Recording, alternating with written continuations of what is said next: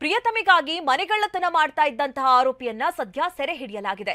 ಇದು ಬೆಂಗಳೂರಿನ ಹೆಬ್ಬಗೋಡಿ ಠಾಣೆ ಪೊಲೀಸರಿಂದ ಈ ವ್ಯಕ್ತಿಯನ್ನ ಬಂಧಿಸಲಾಗಿದೆ. ಆರೋಪಿ ಶ್ರೇಯಸ್ನನ್ನ ಸದ್ಯ ಪೊಲೀಸರು ಅರೆಸ್ಟ್ ಮಾಡಿದ್ದಾರೆ. ಪ್ರಿಯತಮಿಗಾಗಿ ಈತ ಮನೆಗಳ್ಳತನ ಮಾಡ್ತಾ ಇದ್ದ ಅನ್ನೋದು ಗೊತ್ತಾಗ್ತಾ ಇದೆ. ಪ್ರಿಯತಮಿಗೆ ಬೋಲೆ ಕೊಡಿಸೋದಕ್ಕೆ ಶ್ರೇಯಸ್ ಕಳ್ಳತನಕ್ಕಿಳಿದಿದ್ದ. ಹರೀಶ್ ಎಂಬುವರ ಮನೆಯಲ್ಲಿ ಶ್ರೇಯಸ್ ಕಳ್ಳತನವನ್ನ ಮಾಡಿದ್ದ.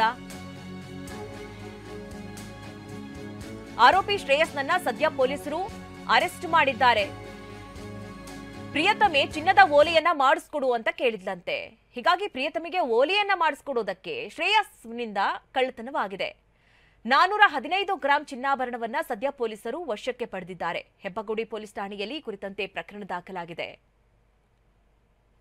ಹೌಸ್ ಥೆಫ್ಟ್ ಇದೆ.